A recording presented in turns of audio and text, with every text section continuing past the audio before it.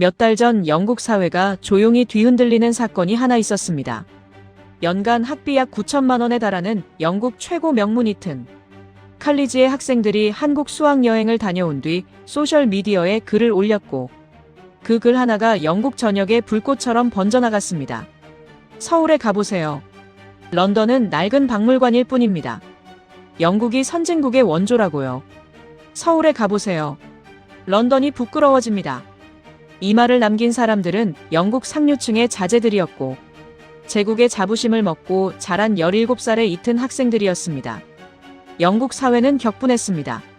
학부모위원회는 BBC에 공식 취재를 요청했고, 편집국장 리처드 월리스는 베테랑 기자 올리버 그랜트를 불렀습니다.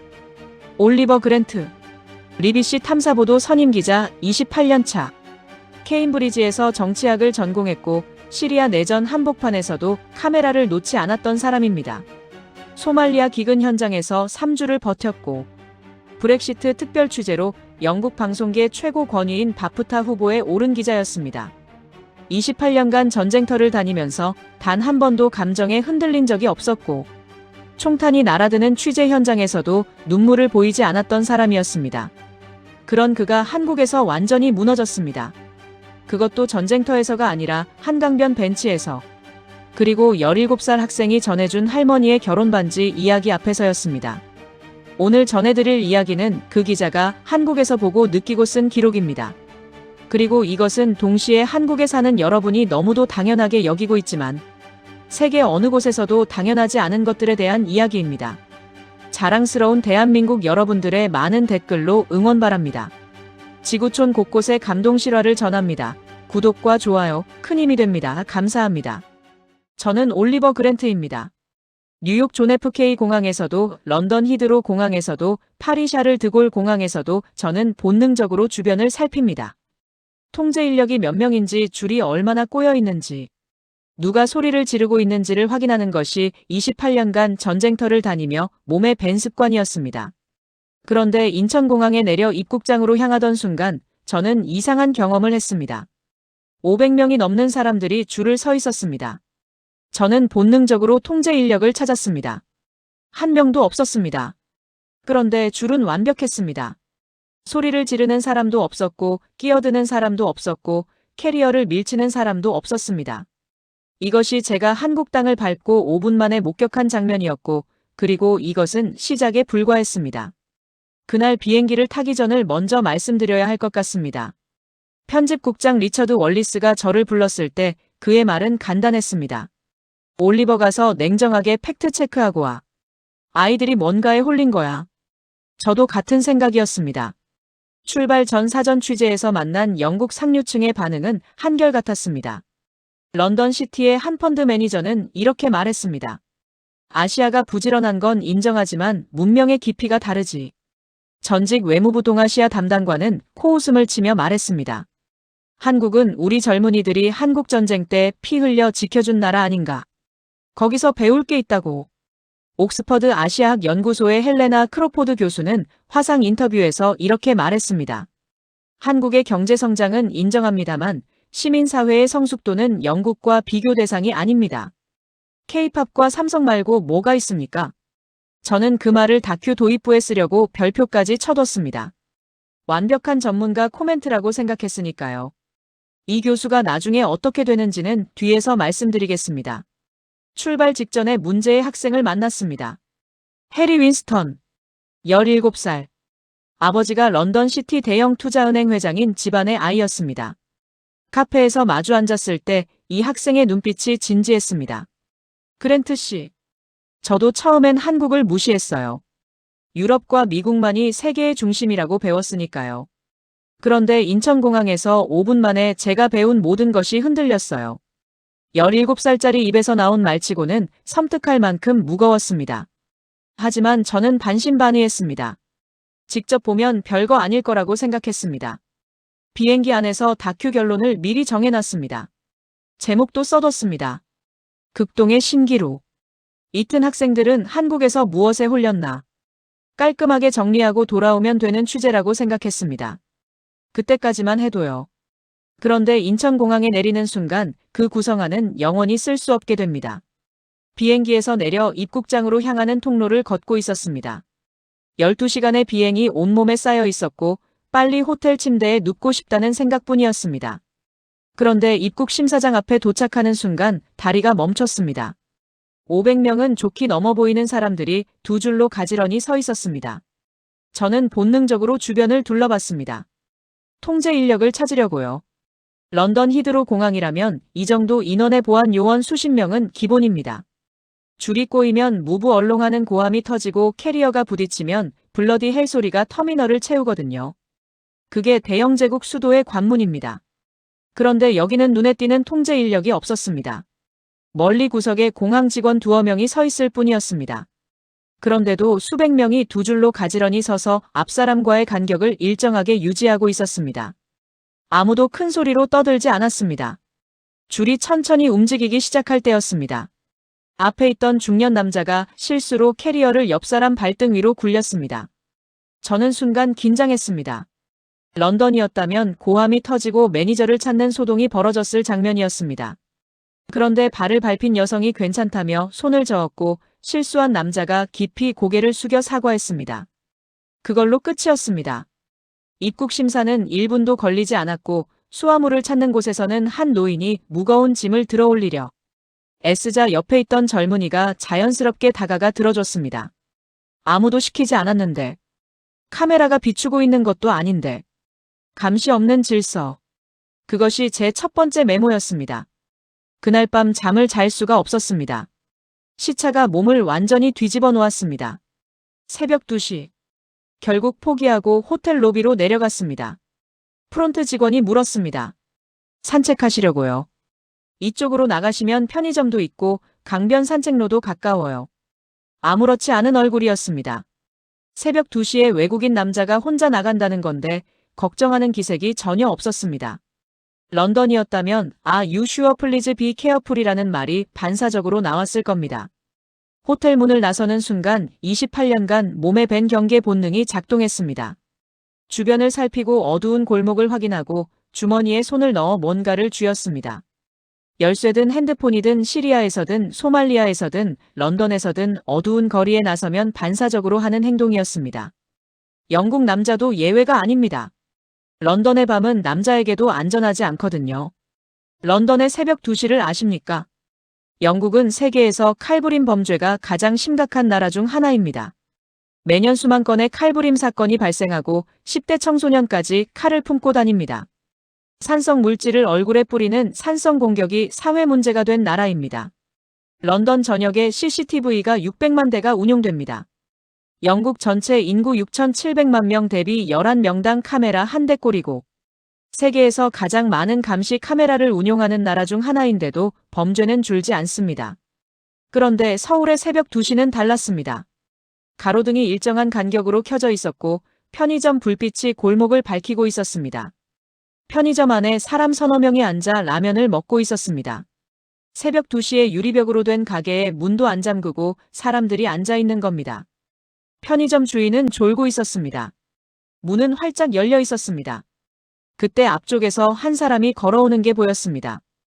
20대 초반으로 보이는 여성이었습니다. 혼자였습니다. 이어폰을 양쪽 다 끼고 있었습니다. 핸드폰 화면을 보면서 걷고 있었습니다. 뒤도 안 돌아봤습니다. 주변을 경계하는 기색이 전혀 없었습니다. 저는 그 자리에 멈춰 섰습니다. 런던에서 이 장면은 불가능합니다. 맨체스터에서도 버밍엄에서도 에든버러에서도 불가능합니다. 영국 여성들은 밤에 열쇠를 손가락 사이에 끼우고 걷습니다. 택시를 타면 번호판을 친구에게 문자합니다. 걸을 때는 실시간 위치 공유 기능을 켭니다. 대학 캠퍼스에는 야간 에스코트 서비스가 있습니다. 혼자 걷기 무서운 학생을 위해 같이 걸어주는 사람을 보내는 제도입니다. 이어폰 양쪽 끼고 혼자 걷는 건 영국에서는 상상할 수 없는 일입니다. 한강변 벤치에 앉았습니다. 불빛이 수면 위에서 흔들리고 있었습니다. 그리고 눈물이 났습니다. 제 나라에 화가 났기 때문입니다. 영국은 대영 제국의 후예라고 자부합니다. 의회 민주주의의 발상지이자 산업혁명의 본고장입니다. 그런데 영국 여성들은 새벽에 혼자 걷지 못합니다. 해가 지지 않는 나라를 자처했던 제국의 수도에서 해가 지면 여자는 집 밖에 나오지 못하는 겁니다. 그런데 이 나라에서는 20대 여성이 새벽 2시에 이어폰 양쪽 끼고 걸어가고 있었습니다. 당연하다는 듯이 두 번째 메모를 적었습니다. 공포 없는 밤. 이 나라를 지키는 건 CCTV가 아니다. 뭔가 다른 것이 이 나라를 지키고 있다. 다음 날 아침 8시. 서울 도심 취재를 위해 지하철을 타기로 했습니다. 지하철역으로 걸어가는 길부터 달랐습니다. 출근하는 사람들의 물결이 쏟아지고 있었습니다. 정장 차림의 직장인, 교복 입은 학생, 운동복 차림의 노인까지 좁은 인도인데 사람들이 서로 부딪히지 않았습니다. 자연스럽게 오른쪽으로 걷고 급한 사람은 빠르게 앞질러 가고 천천히 가는 사람은 슬쩍 비켜섰습니다. 아무도 지시하지 않았는데요. 런던 출근길을 아십니까? 한 블록만 걸으면 서너 번은 어깨가 부딪힙니다. 관광객한테 무브하고 소리치는 게 런던 직장인의 아침 일상입니다. 여기서는 수천 명이 동시에 움직이는데 마찰이 없었습니다. 지하철역 입구에 도착했을 때 또 한 번 놀랐습니다. 경비원이 없었습니다. 런던 튜브라면 역마다 교통경찰이 서 있고 대형역에는 무장경찰이 상주합니다. 무임승차를 막으려고 개찰구에 직원이 붙어 있는데도 뛰어넘는 사람이 하루 수천 명에 달합니다. 여기는 교통카드를 찍고 지나가면 끝이었습니다. 승강장으로 내려갔을 때 눈에 들어온 것이 있었습니다. 승강장 끝에서 끝까지 투명한 유리벽이 설치되어 있었습니다. 스크린도어였습니다. 열차가 정확히 멈추면 문이 열리는 구조였습니다. 런던 튜브는 승강장에 아무런 차단 장치가 없습니다. 매년 설로 추락 사고가 발생하고 자살 시도도 끊이지 않습니다. 수십 년간 스크린도어 설치를 논의했지만 예산 문제와 역사 구조의 한계를 이유로 미루고 있습니다. 한국은 전국 지하철역에 이미 설치를 마쳤습니다. 사람의 생명을 지키는데 예산 타령을 하지 않은 나라입니다. 열차가 들어왔습니다. 문이 열리자 안에서 내리는 사람들이 먼저 나왔습니다. 밖에서 기다리던 사람들이 양옆으로 비켜서서 길을 만들어줬습니다. 마지막 사람이 내릴 때까지 아무도 타지 않고 기다렸습니다. 런던 튜브 출퇴근 시간에는 문이 열리면 전쟁입니다. 내리는 사람과 타는 사람이 동시에 밀치고 가방이 끼고 혀를 차는 게 일상이거든요. 차 안에 들어갔습니다. 조용했습니다. 그런데 제 눈에 들어온 것이 있었습니다. 분홍색으로 구분된 좌석이었습니다. 임산부와 노약자를 위한 배려석이었습니다. 출퇴근 만원 전철인데 그 자리만 비어 있었습니다. 젊은이들이 바로 옆에 빽빽하게 서 있는데도 아무도 그 자리에 앉지 않았습니다. 강제하는 사람도 없었고 감시하는 사람도 없었습니다. 런던 튜브에도 프라이오리티 시트 표지판이 있습니다. 그런데 앉아있다가 노인이 와도 모른 척하는 경우가 태반입니다. 솔직히 고백하면 저도 피곤하면 눈을 감고 못 본 척한 적이 있습니다. 한국에서는 빈자리가 곧 문화였습니다. 앉지 않는 것이 규칙이 아니라 마음이었습니다. 스크린도어는 시스템이고 배려석을 비워두는 것은 사람의 선택이었습니다. 이 나라는 시스템과 시민의식이 동시에 작동하고 있었습니다. 영국은 마그나 카르타 이래 800년간 법치를 쌓아온 나라인데 규칙을 만들어도 지키지 않는 사람 때문에 규칙이 무력화되곤 합니다. 세 번째 메모를 적었습니다. 시스템도 작동하고 사람도 작동한다. 둘 다 되는 나라가 있다. 그날 오후 예상치 못한 일이 벌어졌습니다. 촬영 스태프 중 카메라맨 토비가 취재 현장에서 계단을 내려가다 발을 헛디뎠습니다. 발목이 심하게 꺾이면서 부어올랐습니다. 골절이 의심되는 상황이었습니다. 제 첫 반응은 비용 걱정이었습니다. 영국인이라면 당연한 반응이었습니다. 영국 국민건강보험 NHS의 현실을 아는 사람이라면 당연한 반응이거든요. NHS는 무료 의료 시스템이라고 자랑하지만 현실은 다릅니다. 응급실 평균 대기 시간이 12시간이 넘습니다. 구급차를 불러도 몇 시간을 기다리는 경우가 허다합니다. 수술 대기 목록에 760만 명이 올라 있고 무릎 수술 대기만 2년이 걸립니다. 무료인데 못 받는 의료. 아파도 기다리다 죽는 나라. 그게 대영제국의 의료 현실입니다.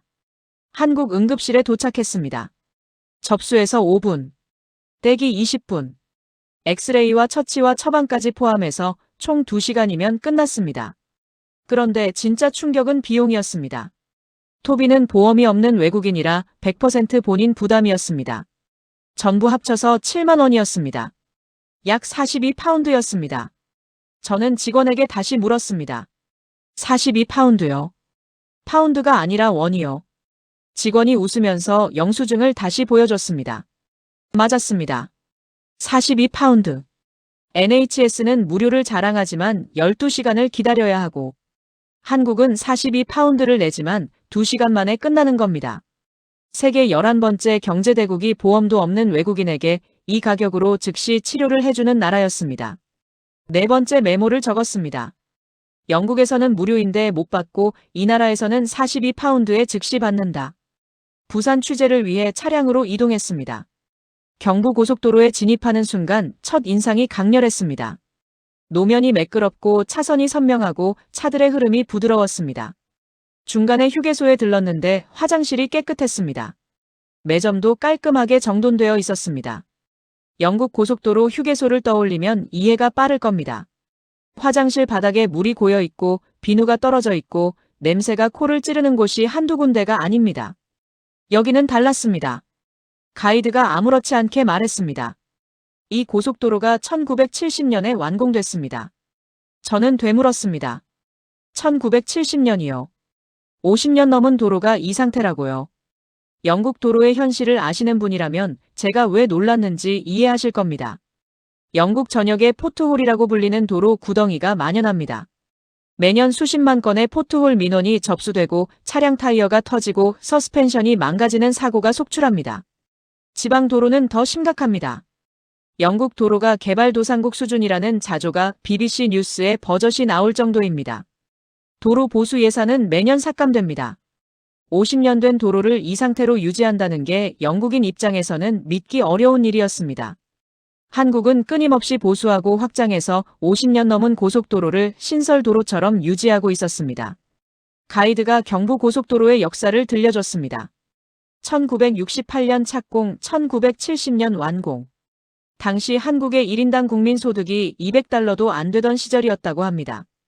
국제사회는 미친 짓이라고 했습니다. 세계은행도 차관을 거부했습니다. 돈도 없고 기술도 없고 자본도 없던 나라였습니다. 그래서 어떻게 했는지 아십니까? 한국의 노동자들이 삽과 곡괭이로 산을 깎았습니다. 맨손으로 다리를 놓았습니다. 여름에는 40도가 넘는 폭염 속에서 겨울에는 살을 애는 혹한 속에서 일했습니다. 사고로 목숨을 잃은 사람들도 있었습니다. 그 사람들의 이름은 역사에 남지 않았습니다. 하지만 그 사람들이 깎은 산과 놓은 다리는 지금도 남아 있습니다. 가이드가 조용히 말했습니다. 지금 이 고속도로 위를 달리는 수백만 대의 차들은 그 사람들의 땀과 피 위를 달리고 있는 겁니다. 저는 창밖을 바라봤습니다. 끝없이 이어지는 깨끗한 아스팔트 위로 물류 트럭이 쉴 새 없이 달리고 있었습니다. 영국이 산업혁명 이후 200년에 걸쳐 쌓은 인프라를 이 나라는 한 세대 만에 맨손으로 만든 겁니다. 1인당 국민소득 200달러짜리 나라가 삽으로 깎아 만든 고속도로. 위를 지금 세계 12번째 경제대국의 물류 트럭이 달리고 있었습니다. 가이드가 덧붙였습니다. 그 사람들이 지금의 할아버지 할머니 세대입니다. 저는 한동안 아무 말도 하지 못했습니다. 5번째 메모를 적었습니다. 맨손으로 만든 나라. 부산 취재를 마치고 서울로 돌아왔습니다. 호텔에 도착한 다음 날 아침 6시. 로비에서 이상한 장면을 목격했습니다. 맡겨달라고 한 적도 없는 택배 상자가 정확하게 도착해 있었습니다. 가이드에게 물어봤더니 대답이 이랬습니다. 한국에서는 밤에 주문하면 아침에 옵니다. 저는 믿지 못했습니다. 밤 11시에 주문하면 새벽 6시에 문 앞에 도착한다고요. 생선식품까지요. 택배 시스템을 직접 취재해보기로 했습니다. 새벽 배송의 실체를 확인하고 싶었습니다. 영국 택배 현실을 아시는 분이라면 제가 왜 이걸 못 믿었는지 아실 겁니다. 로열메일의 만성지연은 영국인이라면 누구나 겪는 고통입니다. 배달기사가 초인종도 안 누르고 부재 스티커만 붙이고 가는 게 일상입니다. 택배 분실과 도난이 연간 수억 파운드 규모에 달합니다. 현관 앞에 택배를 놓으면 도둑 맞는 나라여서 주택가마다 택배 보관함이 따로 필요합니다.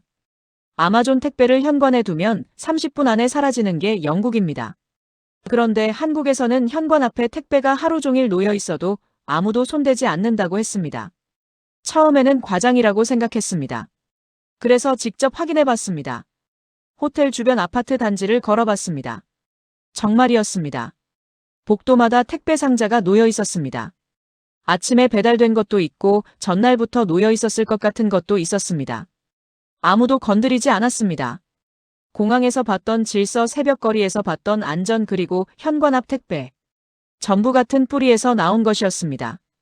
이건 물류 시스템이 뛰어난 게 아닙니다. 신뢰 시스템이 작동하고 있는 겁니다. 모르는 사람의 물건도 건드리지 않는 사회. 그게 이 나라였습니다. 50년 전 맨손으로 고속도로를 만든 세대가 있고 지금 새벽에 잠도 안 자고 택배를 돌리는 세대가 있습니다. 이 나라의 근면함은 세대를 넘어 이어지고 있었습니다. 할아버지 세대는 삽으로 산을 깎았고 아버지 세대는 공장에서 밤을 새웠고 지금 세대는 새벽 배송 트럭을 몰고 있는 겁니다. 그리고 그 모든 세대를 관통하는 하나의 공통점이 있었습니다. 물건을 현관 앞에 놓을 수 있다는 것 자체가 이 사회의 신뢰 수준을 증명하고 있다는 것이었습니다. 택배 하나에 한 나라의 품격이 드러나고 있었습니다. 5번째 메모에 한 줄을 추가했습니다. 현관 앞 택배가 사라지지 않는 나라. 이건 물류 시스템이 아니라 신뢰 시스템이다. 서울의 한 고등학교를 방문했습니다. 교장 선생님이 직접 정문까지 나와서 안내해 주셨습니다. 학교 정문에 도착했을 때 저는 무의식적으로 무언가를 찾고 있었습니다. 걸음을 옮기면서도 시선이 자꾸 입구 쪽을 훑었습니다. 정문을 완전히 지나고 나서야 깨달았습니다. 금속 탐지기를 찾고 있었던 겁니다. 없었습니다. 가방 검사대도 없었습니다. 보안 요원도 경비원도 보이지 않았습니다. 아이들이 그냥 정문을 지나 교실로 걸어가고 있었습니다. 웃으면서요. 친구 어깨에 팔을 두르고 장난을 치며 큰 소리로 떠들면서 걸어가고 있었습니다. 저는 정문 앞에 서서 한동안 그 모습을 지켜봤습니다. 눈이 뜨거워졌습니다. 영국 학교의 현실을 말씀드려야 합니다. 영국에서는 나이프 범죄가 해마다 급증하고 있습니다. 10대 청소년들 사이에서 칼을 품고 다니는 게 더 이상 놀라운 일이 아닌 나라가 됐습니다. 이 문제가 얼마나 심각하냐면 일부 학교에서는 공항에서나 볼 수 있는 금속 탐지기가 도입됐습니다. 학생들이 매일 아침 등교할 때 가방을 열어서 검사받습니다. 칼이나 흉기를 갖고 있는지 확인하는 겁니다. 런던 시내 학교에서는 이 가방 검사가 완전히 일상이 된 곳도 있습니다. 그런데 이렇게까지 해도 학교 주변에서 칼부림 사건이 터집니다. 10대 청소년이 등하굣길에 칼에 찔려 숨지는 뉴스가 매주 나오는 나라입니다. 매주요. 그게 대영 제국의 학교 현실입니다. 그런데 이 나라 학교에는 금속 탐지기가 없었습니다. 가방 검사도 없었습니다. 총기 범죄 공포도 없었습니다. 아이들이 웃으면서 학교에 가고 있었습니다. 이게 학교의 원래 모습이구나. 금속 탐지기 없이 가방 검사 없이 아이들이 친구 팔짱을 끼고 웃으면서 등교하는 것. 이게 당연한 거구나. 영국이 비정상이었구나.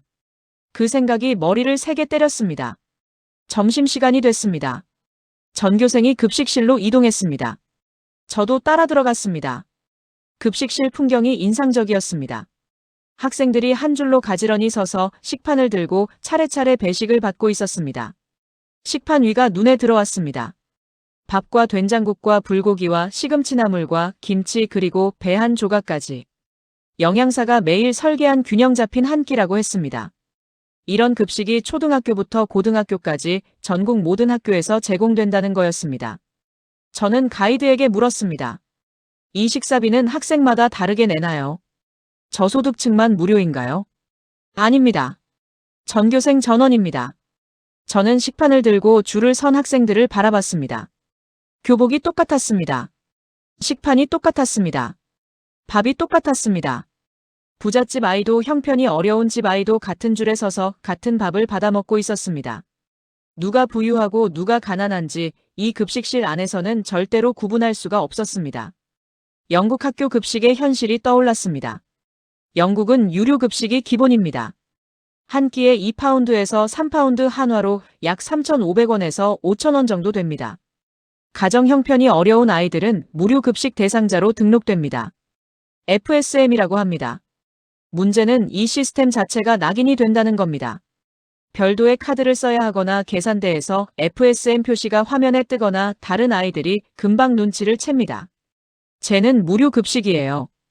그 한마디면 끝입니다. 교실에서 따돌림이 시작됩니다. 창피해서 급식을 안 먹고 그냥 굶는 아이들이 있습니다. 점심시간에 화장실에 숨어서 시간을 보내는 아이들이 있습니다. 먹는 것조차 계급을 나누는 시스템입니다. 밥 한 끼에 그 아이의 가난이 교실 전체에 드러나는 나라입니다. 2020년에 맨체스터 유나이티드 축구선수 마커스 레시포드가 영국 의회에 공개 서한을 보냈습니다. 코로나로 학교가 문을 닫았는데 무료 급식을 받던 아이들이 굶주리고 있습니다. 슈퍼스타가 목소리를 높여야 겨우 아이들 밥 한 끼가 의회에서 논의되는 나라입니다. 그것도 방학 중 급식 연장에 대한 논의일 뿐이었습니다. 전면 무상급식은 아직도 요원합니다. 한국은 이미 수년 전부터 전국 초등학교, 중학교, 고등학교에서 전면 무상급식을 시행하고 있었습니다. 조용히 당연한 듯이 아무도 대단한 일이라고 떠들지 않았습니다. 급식실을 나오면서 한 장면을 더 목격했습니다. 배식대 안쪽에서 땀을 흘리며 수백 명분의 밥을 퍼주고 계신 분들이 있었습니다. 중년 여성 서너 명이 틈없이 국을 붓고 반찬을 올리고 밥을 퍼내고 있었습니다. 저는 한 분에게 다가가 물었습니다. 매일 이렇게 많은 학생들 밥을 하시면 힘드시지 않습니까? 그분이 환하게 웃으며 대답했습니다. 우리 애들이 맛있게 먹어주면 그게 보람이죠. 저는 멈췄습니다. 우리 애들. 그 말이 귓가에 맴돌았습니다. 내 자식도 아닌 아이들을 우리 애들이라고 부르는 사람이었습니다. 월급을 받고 일하는 것이지만 그 말 한마디에 담긴 마음은 월급으로는 절대 설명되지 않는 것이었습니다. 이 나라에서는 남의 자식도 우리 애들이 되는 겁니다. 6번째 메모를 적었습니다. 이 나라에서는 밥 한 끼에 차별이 없다. 급식줄이 계급을 나누는 나라가 있고 급식줄에서 모두가 같아지는 나라가 있다. 그리고 이 나라에서는 남의 자식을 우리 애들이라고 부른다. 5째 날 저녁이었습니다. 서울 도심의 한 카페에서 해리 윈스턴을 다시 만났습니다. 이 학생이 한국에 와 있었습니다. 수학여행 이후 한국이 너무 궁금해서 방학을 이용해 혼자 다시 왔다고 했습니다.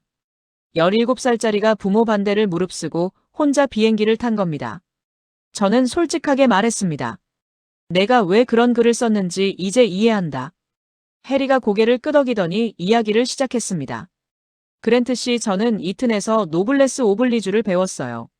높은 곳에 있는 사람이 낮은 곳에 베푸는 것. 그게 영국식 교양이라고 배웠거든요.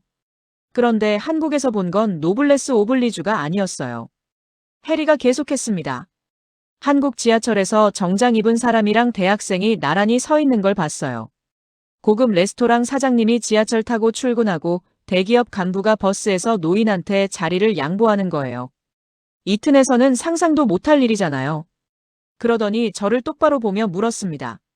그랜트 씨, 진짜 교양은 뭘까요? 이튼에서 배운 교양은 이런 겁니다. 포크와 나이프를 어떤 순서로 쓰느냐, 어떤 억양으로 말하느냐, 어떤 브랜드를 입느냐, 어떤 와인을 고르느냐. 그게 영국 상류층이 말하는 교양입니다. 한국에서 본 교양은 달랐습니다. 아무도 안 볼 때도 줄을 서는 것. 시키지 않아도 어려운 사람을 돕는 것. 남의 자식도 우리 애들이라고 부르는 것. 해리가 말했습니다. 이튼을 졸업하면 옥스브리지가 아니라 교육학을 공부하고 싶어요. 한국의 교육 철학을 영국에 도입하는 일을 하고 싶어요. 런던 시티 대형 투자은행 회장의 아들이 옥스브리지를 포기하겠다고 선언한 겁니다. 17살짜리가요. 해리가 수학여행 중 홈스테이 가정에서 들은 이야기를 전해줬습니다. 호스트 가정의 할머니가 들려준 이야기였습니다. 전쟁 직후 이 나라는 아무것도 없었다고 합니다. 공장도 없고 자원도 없고 돈도 없었습니다. 석유 한 방울 나지 않는 땅이었습니다. 1960년 1인당 국민소득 79달러. 당시 영국의 약 60분의 1이었습니다. 영국이 비틀즈를 듣고 미니스커트를 입고 있을 때 이 나라는 전쟁의 잿더미 위에서 굶주리고 있었습니다. 그런데 폐허 속에서도 부모들은 자식을 학교에 보냈습니다. 먹을 것이 없어도 책은 샀습니다. 자기는 못 배웠지만 자식만큼은 배워야 한다는 일념 하나로 버텼습니다. 이웃집 아이가 학교에 못 가면 동네가 나서서 돈을 모았습니다. 한 집이 어려우면 마을 전체가 도왔습니다. 그 자식들이 자라서 경부 고속도로를 만들었고 그 손자들이 삼성 반도체를 만들었고 그 증손자들이 지금 전 세계를 K-팝과 한국 영화로 뒤흔들고 있는 겁니다. 79달러에서 세계 12번째 경제대국까지. 전 세계 역사에서 이런 사례는 단 하나도 없습니다. 할머니가 1997년 이야기를 들려줬다고 합니다. IMF 외환 위기였습니다. 나라가 부도 직전까지 갔습니다. 경제가 무너지고 기업이 줄줄이 쓰러지고 실업자가 거리에 넘쳐났습니다. 그때 이 나라 국민들이 뭘 했는지 아십니까? 결혼 반지를 꺼냈습니다. 돌반지를 꺼냈습니다. 금목걸이를 꺼냈습니다. 집마다 서랍을 열어 금을 꺼냈습니다. 총 50만 명이 참여했습니다. 27톤의 금이 모였습니다. 할머니 본인도 돌반지를 냈다고 했습니다. 해리가 물었대요. 아깝지 않으셨어요? 할머니의 대답이 이랬습니다. 내 반지 하나가 뭐가 중요해. 나라가 살아야 손자들이 사는데. 더러운 반지가 뭡니까? 이 반지는 인생에서 가장 소중한 순간에 낀 상징입니다. 사랑하는 사람과 평생을 약속하며 끼운 반지입니다. 그걸 빼서 나라에 내놓은 거였습니다. 영국에서 비슷한 위기가 오면 어떻게 될까요? 2011년 런던 폭동을 보면 답이 나옵니다. 경찰 총격 사건에 항의하는 시위가 약탈로 번졌습니다. 시민들이 상점 유리를 깨고 텔레비전을 들고 나왔습니다. 운동화를 훔치고 전자제품을 훔쳤습니다. 돌을 질렀습니다. 나라가 위기에 빠졌을 때 영국인은 약탈했고 한국인은 결혼 반지를 모았습니다. 카페를 나온 밤이었습니다. 호텔로 돌아가는 길에 가이드가 배달 앱을 보여줬습니다. 자정이 넘은 시간이었습니다. 치킨 족발 떡볶이부터 편의점 물품까지 화면에 떠 있었습니다. 30분 안에 도착한다고 했습니다. 직접 주문해봤습니다. 실제로 27분 만에 도착했습니다. 영국의 밤은 다릅니다. 저녁 9시면 레스토랑 문이 닫히고 우버이츠도 밤 11시면 선택지가 거의 사라집니다. 그런데 더 놀라운 건 배달 자체가 아닙니다. 자정에 배달이 가능하려면 그 시간에 도로가 안전해야 하고 배달원이 낯선 건물 현관까지 갈 수 있어야 하고 문을 열어주는 사람이 위험하지 않아야 합니다. 배달 문화는 치안과 신뢰 위에서만 돌아가는 시스템입니다. 런던에서 자정에 배달원이 낯선 아파트 복도까지 올라간다고요. 배달원 본인이 거부합니다. 위험하니까요. 이 나라의 자정 배달은 편리함이 아니라 안전의 증거였습니다. 치킨을 먹으며 창밖을 바라봤습니다. 서울의 밤이 여전히 빛나고 있었습니다. 할머니의 말이 계속 맴돌았습니다. 내 반지 하나가 뭐가 중요해. 나라가 살아야 손자들이 사는데. 그리고 저는 조용히 울었습니다. 28년간 전쟁터에서도 울지 않았던 사람이 17살 학생이 전해준 할머니의 반지 이야기 앞에서 무너졌습니다. 히드로 공항에 도착했습니다. 입국장에 긴 줄 짜증내는 사람들 고함치는 보안 요원. 일주일 전까지만 해도 당연했던 풍경이 이제는 다르게 보였습니다. 서울 인천공항의 그 조용한 질서가 자꾸 겹쳐 보였습니다. 공항을 빠져나오면서 가장 먼저 한 일이 있었습니다. 노트북을 열어서 출장 전에 썼던 다큐 구성안을 삭제했습니다. 극동의 신기루. 이튼 학생들은 한국에서 무엇에 홀렸나. 그 파일을 휴지통에 버렸습니다. 12시간 비행 동안 새로 쓴 구성안을 열었습니다. 제목이 바뀌어 있었습니다. 서울에서 런던을 돌아보다. 영국이 잃어버린 것들. BBC 본사로 갔습니다. 편집국장 리처드 월리스를 찾아갔습니다. 리처드가 제 얼굴을 보더니 물었습니다. 뭘 봤길래 그런 표정이야? 노트북을 열어 새 구성안을 보여줬습니다. 리처드가 읽기 시작했습니다. 처음에는 시큰둥했습니다. 또 K-팝 이야기거니 하는 표정이었습니다. 그런데 공항 이야기에서 눈썹이 올라갔습니다. 새벽 거리 이야기에서 입을 다물었습니다. 응급실 42파운드 이야기에서 고개를 갸우뚱했습니다. 경부고속도로 이야기에서 읽는 속도가 눈에 띄게 느려졌습니다. 무상급식과 우리 애들 이야기에서 펜을 내려놓았습니다. 그리고 결혼반지 27톤 이야기에서 손이 완전히 멈췄습니다. 다 읽고 한참 동안 아무 말이 없었습니다. 리처드가 저를 올려다보며 말했습니다. 이거 3부작으로 만들자. 프라임타임 편성이다. BBC 프라임타임이 뭔지 아십니까? 저녁 9시 황금 시간대입니다. BBC에서 가장 영향력 있는 슬롯입니다. 리처드가 그 시간을 내줬다는 건 이 다큐가 영국 사회에 파장을 일으킬 거라고 판단했다는 뜻이었습니다. 3주간 밤을 새워 편집했습니다. 인천공항 영상, 서울 새벽 거리 영상, 편의점 영상, 지하철 스크린도어 영상, 분홍색 배려석 영상, 응급실 영상, 경부고속도로 영상, 학교 정문 영상, 급식실 영상, 자정 배달 영상까지 한국에서 찍어온 모든 것을 담았습니다. 내레이션은 제가 직접 했습니다. 첫 회 방영날 밤이 왔습니다. 방송 시작 10분 만에 소셜미디어가 폭발했습니다. 24시간 만에 BBC 아이플레이어 역대 최다 스트리밍 기록을 세웠습니다. X 실시간 트렌드 1위를 찍었습니다. 한국 관련 게시물이 하루 만에 수백만 건 쏟아졌습니다. BBC 다큐멘터리 역사상 전례 없는 반응이었습니다. 영국이 둘로 갈라졌습니다. 가디언은 이렇게 썼습니다. 외면할 수 없는 거울. 영국이 스스로를 직시해야 할 순간이 왔다. 데일리 메일은 정반대였습니다. BBC가 수신료로 자국을 비하하고 있다. 반영 프로파간다인가? 파이낸셜 타임스는 중간 입장이었습니다. 논쟁적이지만 부정할 수 없는 사실들. 불편하더라도 직시해야 할 현실. 사무실에서 법원에서 거실에서 한국 이야기가 화제였습니다. 택시기사가 손님한테 물었습니다. 어젯밤에 그 한국 다큐 봤어. 미용실에서 학교 교무실에서 병원 대기실에서 같은 대화가 오갔습니다. 영국 전체가 한국이라는 거울 앞에 선 거였습니다. 그런데 예상치 못한 일이 벌어졌습니다.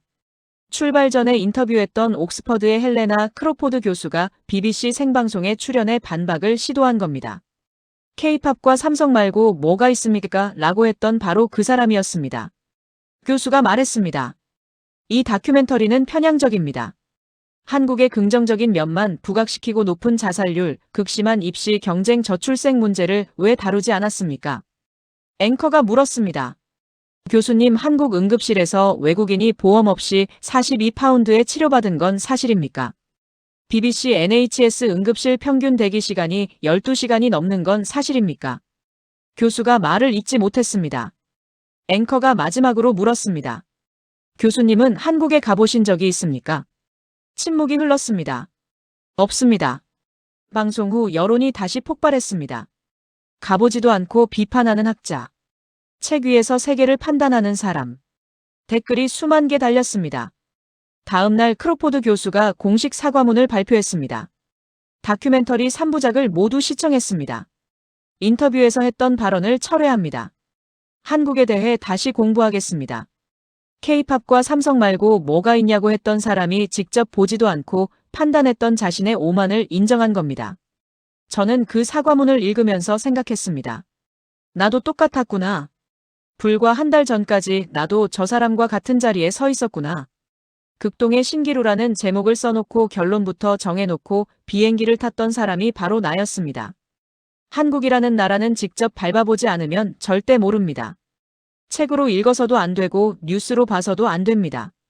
두 발로 서울 거리를 걷고 새벽 2시에 공기를 마시고 지하철 배려석 앞에서 봐야 비로소 알 수 있는 나라입니다. 다큐가 방영되고 석 달이 지났습니다. 저는 영국 사회가 이 정도로 반응할 거라고는 솔직히 예상하지 못했습니다. 그런데 영국 곳곳에서 작은 변화들이 하나씩 시작되고 있었습니다. 맨체스터의 한 공립학교에서 협력의 날이라는 프로젝트가 시작됐습니다. 한국의 교육 모델을 벤치마킹한 거였습니다. 학생들이 서로 가르쳐주는 스터디 그룹을 만들었는데 석 달 만에 학교 평균 성적이 눈에 띄게 올라갔다는 보고가 들어왔습니다. 에든버러의 한 쇼핑센터에서는 에스컬레이터 오른쪽에 서주세요 캠페인이 시작됐습니다. 매니저가 직접 이메일을 보내왔습니다. 한국 사람들이 아무런 안내 없이도 자연스럽게 지키는 걸 다큐에서 보고 부끄러웠습니다. 우리도 해보겠습니다. 버밍엄의 한 중학교에서는 매주 금요일을 함께하는 날로 지정해서 학생들이 서로 돕는 프로그램을 운영하기 시작했습니다. 한 학교, 한 쇼핑센터, 한 중학교, 작은 변화들이었습니다. 하지만 이 작은 것들이 모여서 영국이라는 나라를 조금씩 움직이기 시작한 거였습니다.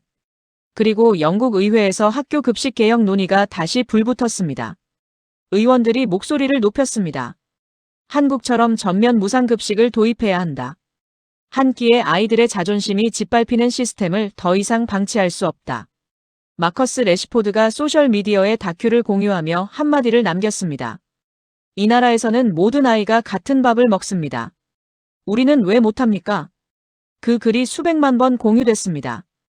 2020년에 혼자서 의회에 편지를 보냈던 축구선수의 목소리에 이번에는 수백만 명의 영국 시민들이 함께 목소리를 보탠 겁니다. 그러던 어느 날 해리에게서 연락이 왔습니다. 그랜트 씨, 하나 알려드릴 게 있어요. 아버지가 변했어요. 처음에 한국에 홀렸다고 화를 내셨던 분이에요. 해리가 수학여행에서 돌아왔을 때 실망한다는 소리까지 하셨던 분이거든요. 기숙사에서는 룸메이트들한테 따돌림까지 당했다고 했습니다. 한국 편을 든다고요. 그 아버지가 다큐를 보셨다고 했습니다. 한 번이 아니라 3번을 돌려보셨다고 했습니다. 3번째 볼 때는 어머니랑 나란히 앉아서 같이 보셨는데 결혼 반지 27톤 장면에서 어머니가 우셨다고 했습니다. 50만 명이 결혼 반지를 꺼내는 장면. 할머니가 내 반지 하나가 뭐가 중요해, 나라가 살아야 손자들이 사는데 라고 말하는 장면에서였습니다. 그러자 아버지가 어머니 손을 잡으셨다고 합니다. 해리의 목소리가 떨렸습니다. 아버지가 어머니 손 잡는 건 제가 태어나서 처음 봤어요. 그리고 아버지가 말씀하셨다고 합니다. 아들, 내가 옳았다. 저는 전화기를 들고 한참을 아무 말도 못했습니다. 런던 시티에서 수십억 파운드를 운용하는 투자은행 회장입니다. 영국 금융계의 자존심 그 자체인 사람이 17살 아들에게 내가 옳았다고 말한 겁니다. 한국 할머니의 결혼 반지 이야기가 런던 시티 회장의 마음까지 움직인 거였습니다. 런던의 밤거리를 창밖으로 바라봤습니다. CCTV 600만 대가 돌아가는 거리. 칼부림 뉴스가 매일 나오는 나라. 현관 앞 택배가 30분이면 사라지는 나라. NHS 응급실에서 12시간을 기다려야 하는 나라. 급식줄에서 아이들의 자존심이 짓밟히는 나라. 그게 제 나라입니다. 서울의 새벽이 떠올랐습니다. 이어폰 양쪽 끼고 걸어가던 그 여성. 문 열린 편의점에서 졸던 주인. 분홍색 배려석을 비워둔 만원 전철. 현관 앞에 하루 종일 놓여 있어도 사라지지 않는 택배. 우리 애들이 맛있게 먹어주면 보람이죠 라고 웃던 급식 아주머니. 그리고 내 반지 하나가 뭐가 중요해, 나라가 살아야 손자들이 사는데 라고 했던 할머니. 한국에 사는 분들께 한 가지만 말씀드리겠습니다. 당신들은 모르실 겁니다. 새벽 2시에 이어폰 끼고 걷는 것이 얼마나 놀라운 일인지. 편의점 문이 활짝 열려 있는 것이 얼마나 기적 같은 일인지. 지하철에서 내리는 사람을 끝까지 기다려주는 것이 얼마나 아름다운 일인지. 같은 급식줄에서 같은 밥을 먹는 것이 얼마나 위대한 일인지. 자정에 치킨을 시켜 먹을 수 있는 것이 얼마나 대단한 일인지. 현관 택배가 사라지지 않는 것이 얼마나 경이로운 일인지. 당연하다고 생각하시겠죠? 당연하지 않습니다. 세계 어디에도 당연하지 않습니다. 특히 할아버지 할머니 세대에 말씀드리고 싶습니다. 전쟁의 폐허에서 맨손으로 이 나라를 세우신 분들. 굶으면서도 자식을 학교에 보내신 분들. 삽과 곡괭이로 고속도로를 만드신 분들. 나라가 무너지려 할 때 결혼 반지를 꺼내신 분들. 당신들이 만든 나라가 지금 이렇습니다. 대영 제국의 후예라고 자부하던 영국의 기자가 와서 울고 갔습니다. 자랑스러워하셔도 됩니다. 자랑스러워하셔야 합니다. 28년간 전쟁터에서도 울지 않았던 사람이 서울에서 울었습니다. 시리아 폭격 속에서도, 소말리아 기근 현장에서도, 런던 폭동 한가운데에서도 눈물을 보이지 않았던 사람이 한강변 벤치에서 울었고 할머니의 반지 이야기 앞에서 울었습니다. 그 눈물이 제 대답입니다. 자랑스러운 대한민국 여러분들의 많은 댓글로 응원 바랍니다. 지구촌 곳곳에 감동 실화를 전합니다. 구독과 좋아요 큰 힘이 됩니다. 감사합니다.